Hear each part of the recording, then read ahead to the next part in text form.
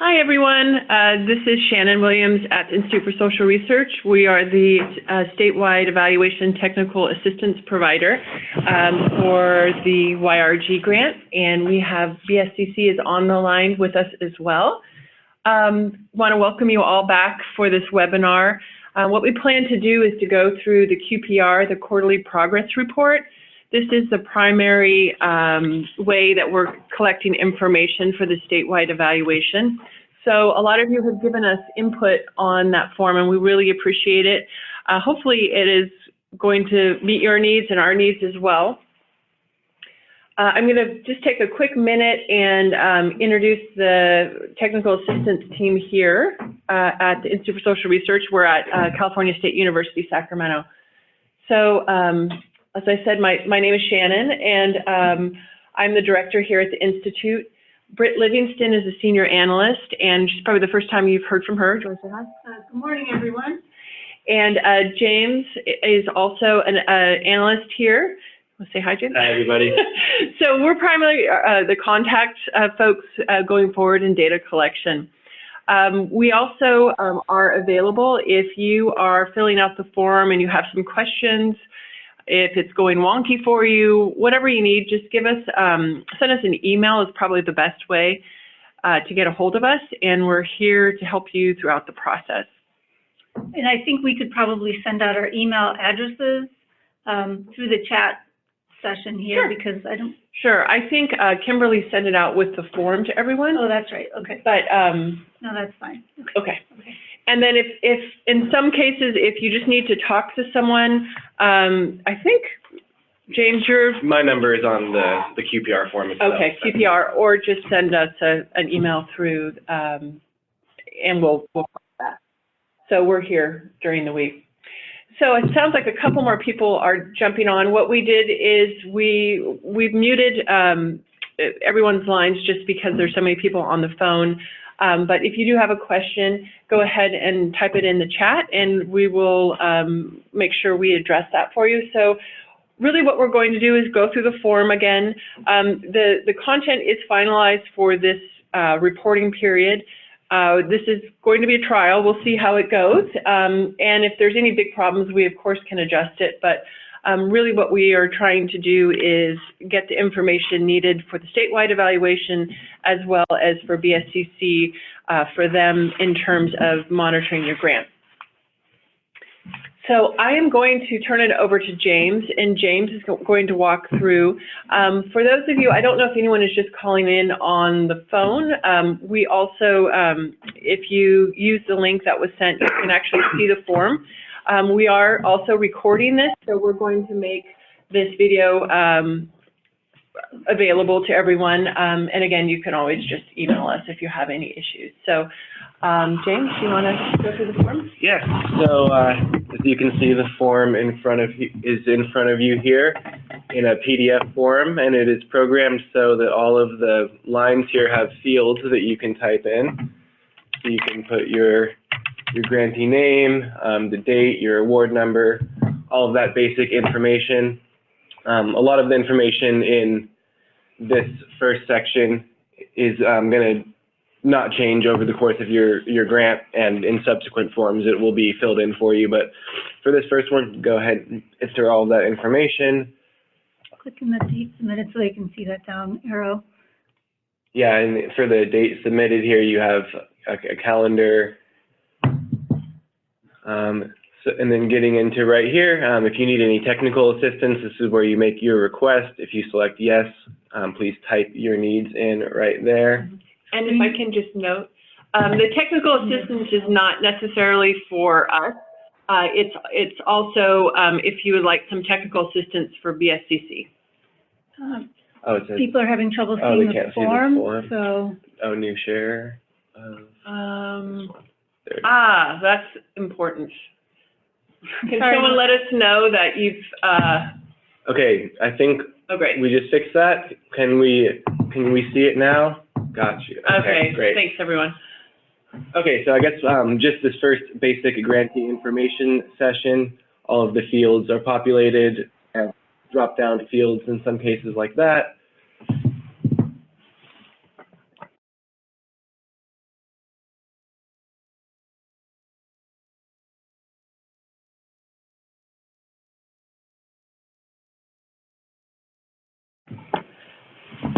Okay, and then section 1, first thing asks if you require any technical assistance. That's where you can describe your needs if you have any.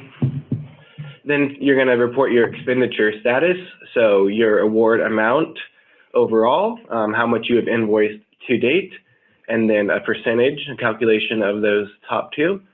And then yes or no if you are on plan with your spending, on schedule, and if not, describe why and what your plan is as far as correcting that. Go ahead and, that's fine.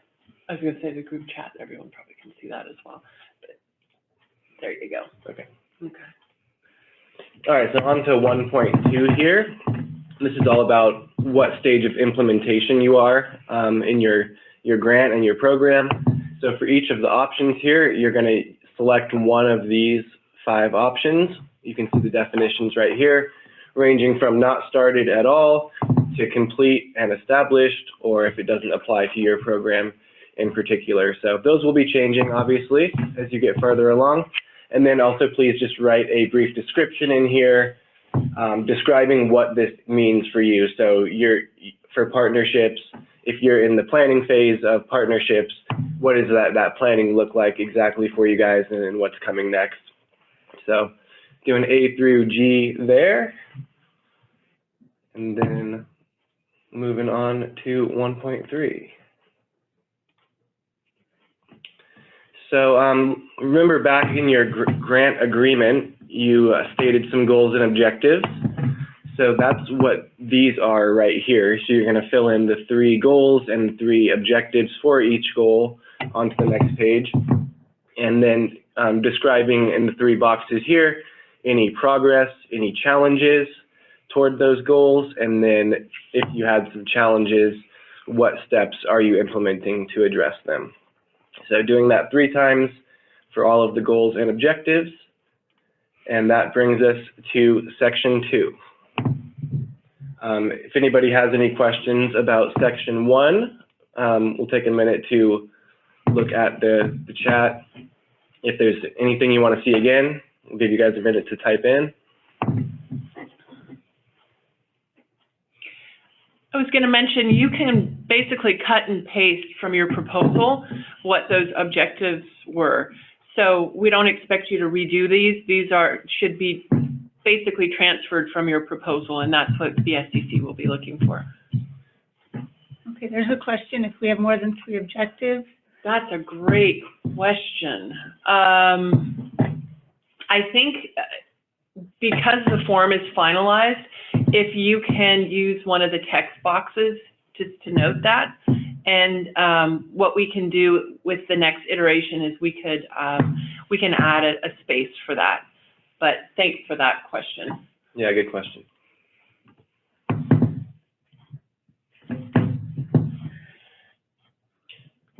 I think we can move on. Okay. And again, things like the objectives, since they will stay the same over the course of the grant, they will be auto-filled for you on subsequent forms. We will be doing that. And same with some things in this section. So 2.1, the description of your project. These boxes here, this is also going to come from your grant agreement. Please indicate the same boxes you indicated there. B is going to be your placement process for assessment or other criteria. So describing how you indicate a youth's eligibility for enrollment. How do you know they're suited for your program? Right here, it's going to ask if you use a formal assessment or not. So down here, if you're using a formal assessment, please describe that assessment. And if you don't use an assessment, describe how you do determine youth needs and decide what kind of services they may need from your project. And then in section C here, you have the different services you may be offering from your projects. You can select as many of these as you want. And you can also type in if you have other services that might not fit in these categories. And James, so what we did is we went through all your proposals and we tried to find basic categories of youth services. So we don't expect you may not even identify within your program educational support, but you may, for example, be providing homework assistance. So we're really leaving it up to you to sort of categorize these. If any way possible, you can stay away from other. If it's truly something unique that could not be, does not align with any of these other services or objectives, then go ahead and use that. But the idea is that we really want to provide a big picture of all the activities that are going on across the state. And so using these categories is really going to help us do that. Yeah, absolutely. It's right on. So then in section D, the successful completion of services, we're asking you to identify a milestone that indicates when a youth has successfully gone through your services or whatever your project is about. Not to say that they can go through it more than one time, depending on what your project is, but we will be asking you later on, when youth exit your project, what was the reason for that exit? So we want you here to define what a successful completion of your program looks like. All right, 2.2, we are going to get into some tables now.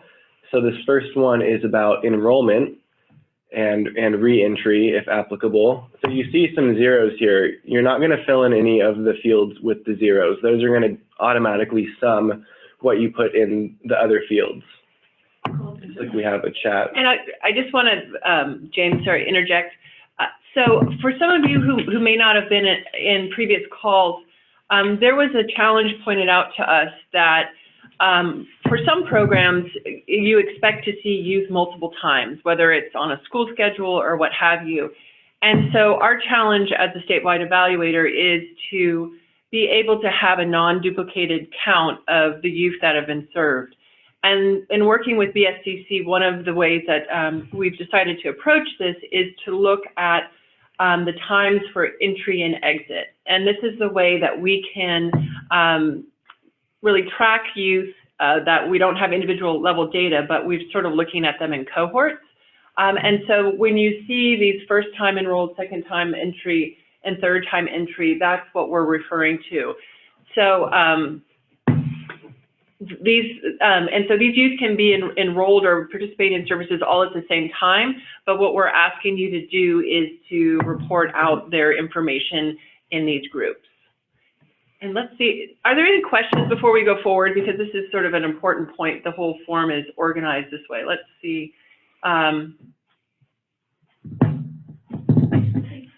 Yeah. Okay, we'll be adding family support in other. That's completely fine. Yes. Yeah. Does anyone have any questions about the way that these forms identify first time enrolled, second time entry, and third time entry? It's third time or more entry. Just to show you guys kind of how it works, we'll put a little bit of data in here. Right, and so. And you see as I put those 5s in there, totals up to 15 here. Yeah, and then so that was for probation as the referral source. And if we also got one from court, one from a community organization, that'll bring our total up to 7 for the first time enrolled row, 17 for all entries. And that's pretty much how all of the tables work. So again, it's splitting out, and obviously you're all ramping up your program, so this is not going to be an issue this first reporting period. We anticipate everyone being all the youth being first time enrolled, but as the grant goes on in subsequent years, you will have probably groups of youth who have been enrolled come into the program a number of times. Let's look at the chat. We have a chat. Do we add re-entry quarterly? Can they see these questions? So we have a question. I don't know if you all can see the question. So we have a question from H. Benjamin that said third entry within the grant period or by fiscal year. That's a great question. It's by grant period. So it's throughout the whole grant. So no, and so do we add re-entry quarterly? There's another question. So you'll see when we go farther in the form, we have a space for exits. So say, for example, you have a youth who is enrolled, and maybe they're not super active, but you sort of have contact, and they have not been officially exited. They're still considered first-time enrolled, and say they pick up their participation. So what we're really trying to do is make entry or enrolled sort of a finite event and exit a finite event. So only if you have reported out a youth being exited would you then have them come, if they started again, would you have second-time entry? So the next question, each time they re-enter, do they become a new unduplicated or not? So I'm not, this is from Ron Soto. I'm not exactly sure what you mean. I think what happens is that once they have entered and exit, the next time they come in enrollment and reentry, there will be second time entry. And you'll see, let's go a little bit further in the form, you'll see where the exits are, and that probably will make a lot more sense. Yeah, so I'm gonna stop talking, James. Go ahead and. There we go. So now, yeah, in section D, we're going to do the same thing for exiting youth. So you'll count them as exiting the same way you count them for enrolling, and hopefully that helps clarify things. That if you're counting a youth as a second-time enrollee, that would mean that you've already counted them as exited in a previous quarterly report. Mm-hmm.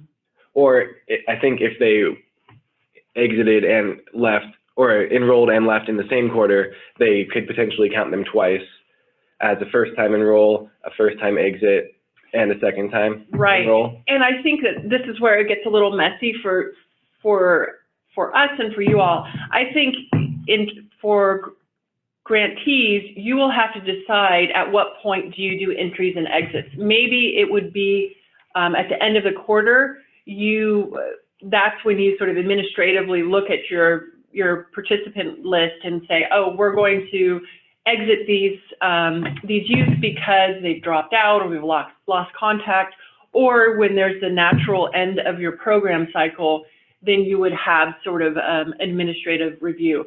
But this is really, again, we're not asking you exactly what the student is doing. We're just asking you for that sort of administrative break of when you exit students or youth. So that is, we're leaving that up to you because we certainly can't determine that for you. So I hope that's helpful. Yeah, and that's also kind of where the successful completion comes in. Right. And the different reasons for exit. So we'll get back to that in a second just to make sure we go through the whole form. This is where we were before with your referral sources, your point of diversion. If you need definitions for these terms or the referral sources or really anything, please refer to the quarterly progress report guide that was sent out. Just to jump over real quick, that looks like this.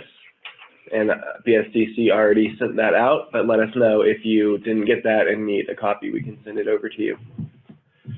And then, yeah, so just continuing section B, all of these demographic groups. And the same thing, you'll enter your information in the boxes here. It will create the totals here and then also down below. And the totals are really for you to check because this is data entry. So it's supposed to help you all just to track to make sure that your numbers are aligned. And so ideally, when we look through these demographics, all of the totals would be the same. Because, for example, most of the demographic categories have an unknown did not collect, and that allows you to make sure these tables total up to the total that have entered into your program. Exactly. And anytime you see a row of zeros, like in table 3 here, this is for the Asian total. That's because we have these subgroups here. So you would enter down here and you have the same thing there. A few of the tables have subtotal columns like that. So make sure that makes sense to you. And can I just say, with the race and ethnicity, we realize that you are all so that the are just reporting aggregated or group data, and so individuals' race and ethnicity may be a complex mix of groups. But if your participants mark more than one category on as far as their race and ethnicity, then you would go ahead and put them in row, is it HI, multi-ethnic origin, ethnicity, or race. Okay, yeah. And then education, employment status. Again, if you have any questions about exactly how we define these categories, that's what the guide is for. Housing status and risk status. All right, and then down to C, you see the categories of services, the same ones as above, and broken out the same way in terms of enrollment. And then I was going to point out too that not to confuse folks when we're talking about unduplicated counts, we would expect that the same youth in the C1, participation of services, if they're involved in multiple services, they would show up on multiple lines, right? So it's not, we're not asking you just to say your youth have just participated in one service. So there will be duplication across the rows, but not across the columns, if that makes sense. So there was a question. Yeah, so I'm going to go back to these tables here. This is right here. If education and employment are not part of our services, must we answer? So I would say do not collect. Well, actually, I'm going to let BSCC answer that question. I think they want that information. And I think it's because we want to be able to provide a picture of who is using the services. I don't know, can we unmute BSCC and just confirm? I believe that they do, but I don't want to speak. So the question was, do we want them to enter in employment status and those other demographics? Yes, if they're not part of that, if that's not a focus of their services. We do really encourage you to enter that information in if you have the data. It's all for us to just kind of track how our participants are doing throughout your project. But if it's not something you collect, we don't require you to collect it. And at that point, you can put in unknown, did not collect. Great, thank you. Absolutely. It's more to think of it as a demographic status rather than something about the services themselves. Right, yeah. Right. It's Exactly. about who, yeah, okay. All right, and then, yeah, so the participation, you see table 2 right here is grayed out right now. That's because this is just an annual participation, so this will not be relevant for this first reporting period. See another question here. So let's go back to employment. Shannon, you want to take that? Sure. So the question is, are you asking for employment status at time of entry? What if they get a job during the program? So yes, that's exactly right. We're asking all of the status questions are at enrollment or entry, and then there will be an opportunity in outcomes to show a change in employment or housing status. Yeah, that's exactly what I was going to say. That is one of the outcomes, a positive change in employment status. So you'll get to represent that as well. So, okay. And so, again, James, the annual participation. So one of the things that we want to be able to say is, over the course of the year, how many youth did your program touch? And so when we're asking for youth participation, that is really looking at just a point in time. So during this quarter, how many youth are you serving or received services? And C2 is really to look at, so, you know, we would expect if your youth are enrolled over the course of the year, they'll be reported on each QPR. So C2 is really just the annual total. And we put that there because we want you to know that's something that we will be collecting, but of course, we're not going to be collecting it till the end of the grant year. Right, okay, so moving on, next is the exiting. We already looked at this a little bit, but you have the total youth exiting during that period, as well as their reasons. And then the demographics as well of the youth that exited, which is important for us to understand, you know, who's coming into the program and who's Right. And for different reasons leaving. And then again, you see that it's exiting at time of entry because, again, the youth will be enrolled at different time periods. There will be they will age, and they will perhaps go in different groups.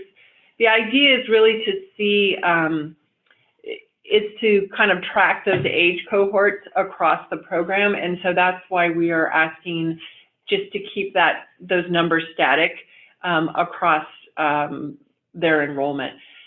James, could you go to the next page yeah. to see? Right. So we just asked. I think age is the only one that would be expected to change. Right. But that they should still report it as it was at the time of entry, even Yeah. though it did change. Right. Okay. Right. I think that makes sense. Yeah, so we don't ask for all the demographics, just the age, gender, and the race, ethnicity again. Mm-hmm. Same style table as before. And then we get to the outcomes. So do you want to talk a little bit about how the grantees are largely allowed to define these for themselves? Yeah, so we went, again, back and forth with this because we also need to report out sort of what has happened on a state level. And again, you all have very different programs and serve different populations. And so these are pretty big buckets. And so we've grouped them according to what you had mentioned in your proposals. So again, what we ask is for you we're hoping that you're tracking some of these outcomes within your local evaluation plans. We don't expect you to be measuring all of these outcomes. So we really want we want you to double dip. We want you to use whatever you're measuring for your local evaluation for reporting out and reporting it out to us within these buckets. Some of the criteria that we're asking is we really want to make sure these are intentionally measured outcomes. So not just, oh, they finished the program, therefore we've achieved, say, positive youth development. We want to make sure that you have some sort of organized and tested, well, not necessarily tested, but some sort of instrument, some type of data collection, certainly a very specific indicator that you're looking at. So depending on, for example, improved educational outcomes, however you define that, if that is better grades, if it's better counselor reports, better attendance, there could be a whole different, there are a lot of things underneath there. Again, we're trying not to dictate additional data collection, so we're trying to repurpose what you're already doing. What we'll be doing at the end of the year is we'll be looking at your evaluation report. So when we report out, for example, educational outcomes, we will be providing sort of examples of what those would look like. But for the time being, we're really just asking for numbers, and we're asking for those outcomes for those youth that you've measured it at their exit. So we also recognize that some of the youth will be exiting and you won't have a chance to measure their outcomes, and that's fine. So we just want those youth that you have measured and that you have verified they have positive change. The extent of that positive change, again, is up to you and your local evaluators. But again, this is sort of a broad brushed out. Yeah, and there's some definition or some examples in the guide for each of these outcome categories of some ideas that we had of what you might be looking at, but it's totally up to you in the end, like Shannon was saying. Do you want to talk about the processing of the form? Yeah, I was just going to say, we're going to talk about saving and submitting your form in a sec. Does anybody have any other questions they want to write in about anything else? We can go back to any section of the form or clear anything up. I'll give you guys a minute for that. But you can see at the bottom some instructions of how you're going to save it. So it's going to have the reporting quarter and your grantee name. So this one is going to be year 1, quarter 1 and 2, because they're combined. Usually it would just be 1 digit for each. Okay, looks like we have a question. So just finish what you're saying first before we go, because. Yeah, so you'll save it with that naming convention, and then you will send it as an attachment a PDF attachment to this email to BSCC. And again, if you need any help completing the form, you can contact us at this phone number or this email. So going back to this question here. Can you, BSCC, can you see the comments? Oh, they're probably muted. Yes, we can. We are reading it now. Okay. Okay, great. So I will just read it out loud for those folks who don't have computer access. A question from Samantha is section 2.2A, number 3, point of contact. She says, we receive referrals from school resource officers, meaning police officers who work on school campuses, often refer to our services, not to divert youth from adjudication hearings, but often in ways similar to a school counselor. They know the youth, they are aware of the youth's difficult behaviors and problems at home. We plan to categorize those referrals as no contact with law enforcement. We felt that was more accurate portrayal of the referral based on the ultimate goals of YRG. These types of referrals are meant to completely avoid formal contact with law enforcement. Do you agree with our assessment on this? BSCC, what are your thoughts on that? Yeah, I think we agree with that. Since it's not a formal law enforcement contact, that would be fine.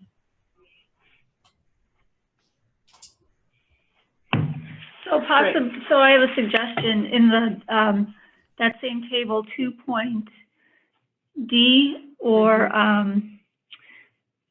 2.D. If that's marked as school truancy, it would make sense then for 3. That section 3, you could mark no contact with law enforcement, and that would kind of give that picture of the situation. Of where it's coming from? Sure. Yeah, what are your thoughts on that, Samantha, using D? It's school/truancy. It doesn't necessarily, I see what you're, oh wait, she's saying on point of diversion, she wants to put no contact with law enforcement. Right. Meaning that they haven't come into any sort of issue. Right. It's really just more of a. You want me to pull up the BSCC definitions for these points? I don't think we need to drill too far down into that, but I think, Samantha, did we answer your question, or did BSCC answer your question? And we can confirm with Kimberly as well, just to make 100% sure she agrees with our assessment. But I think that should be just fine, since it's not technically a formal contact with police. Okay. And if anyone just wants us to unmute you too, we can do that too. I don't want to make this more tedious than it needs to be. You're welcome.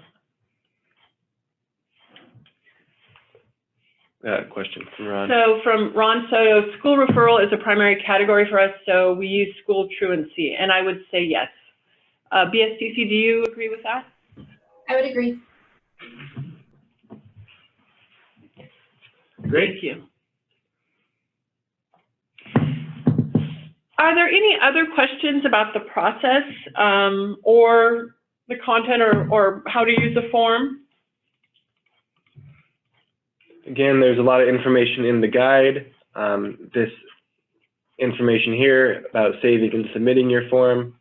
You can always contact us if you have questions as you're doing it. And we're also open if, for example, the form is not working, or I just, of course, at this moment, I'm realizing we don't have just a general comment box, which we probably should have included. But you can always send us an email or send BSCC an email, and we can, we can tweet it, or we can figure it out, or we can add things to your file after you submit it. And I'd also like to point out that you're submitting your form to the BSCC Correct, email address, but you would be asking us questions about the form and the mechanics of it with the lower one that has the csus.edu email address. Yeah. Looks like Ron has another question. I believe you'll be getting the form from BSCC. Is that right, BSCC? Yeah, I think it was sent out. Did Kimberly send out the PDF form? I think you're still, okay. Sorry, Shannon, was the question, did you ask if Kimberly sent out the PDF form yet? Yeah, I believe so. We are checking just to make sure. okay. Pretty sure she did. Yeah, that's what I thought. Looks like Stacy is confirming. Yes. So Ron, if you still have that email, it should be attached there, but let us know if not, and we can get it to you. And just so what the PDF form allows us to do is to dump all your INDER data into a database instead of having to recopy it. Oh, we've got the draft. We've got draft form so far. Okay. So, but this is the official one. It's not the draft anymore. So make sure you use this one that went out yesterday. It was yesterday, right? I think so. I believe so. It went out on the 14th. Tuesday, yeah. Tuesday, okay. And there's a version number at the bottom of the page that says version 114.20. So that's how you'll know that you're using the correct bottom one. of the page right here. Right.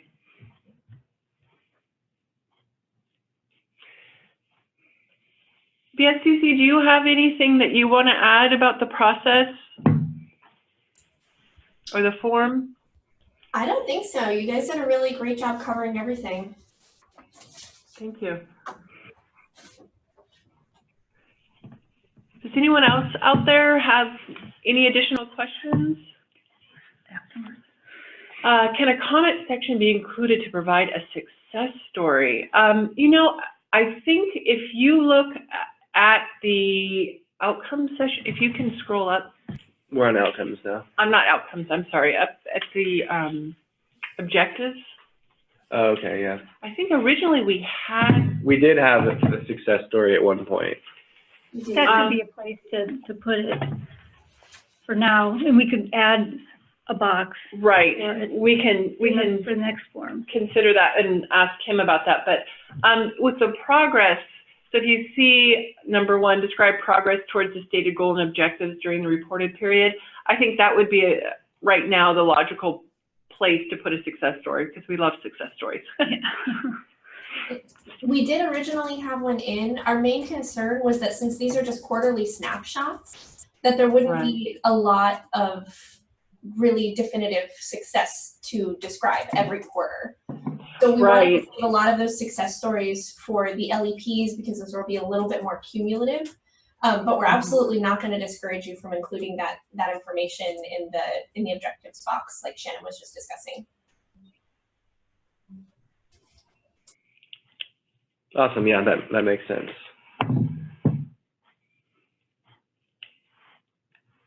Anybody else? Great time to get your questions answered. Yes. Yes. Yeah, the success story is optional.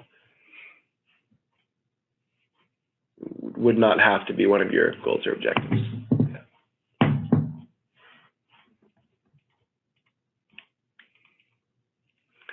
All right then. Well, again, if something comes up, feel free to email us and we'll be happy to get you an answer on that.